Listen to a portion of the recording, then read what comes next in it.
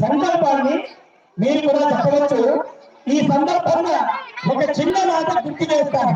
ప్రతి చోట ఒక విమర్శకుడు ఉంటాడు. వైటాళుడు ఉంటే పర్వాలేదు కానీ విమర్శకుడు ఉండకూడదు.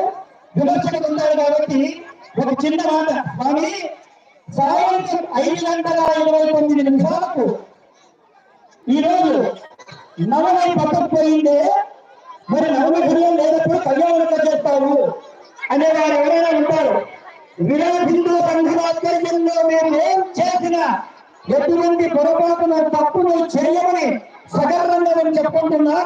ఎందుకంటే ఈ రోజు మధ్యాహ్నం 12:43 గర్భాలయంలో సీతా మహాసాధ్వికి నూతనంగా వచ్చినటువంటి మంగళసూత్రములను పెట్టి తాత్కాలిక ఆరోహణలు చేసి మాంగళ్య ధారణ చేశాం. మధ్యాహ్నం 12:42కే నేను కళ్యాణం లోపల జరగాల్సిన జరిపిన ఇది జనసాగ బాహుల్యం కోసం, ఈ యొక్క ప్రజా బాహుల్యం కోసం, మీ అందరి ఆనందం కోసం శ్రీ శ్రీ శ్రీ ఉడుకుల వీరంగ స్వామి దేవాలయం యొక్క ఆరాధన ఉత్సవాలలో భాగంగా ఈ దేవాలయంలో జరిగేటటువంటి కైంకర్యాన్ని ఇప్పుడు కళ్యాణోత్సవాలు చేరుకున్నామని గుర్తించాలి.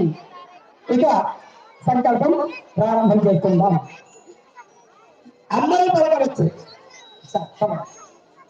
మమ సహ కుటుంబానాం క్షేమ స్థైర్య ధైర్య విజయ వీర్య అభయ ఆయు ఆరోగ్య ఐశ్వర్య అభివృద్ధి అర్థం ధర్మ అర్థ ధాన్య మోక్ష చతుర్విధ ఫల పురుషార్థ సిద్ధ్యర్థం చింతిత మనోరథ సిద్ధ్యర్థం మమ జన్మ జన్మాంతరేషు చ మనో వాక్ కాయ జ్ఞానతో అజ్ఞానతశ్చ కృత సకల విధ పాప అపమోదన పూర్వ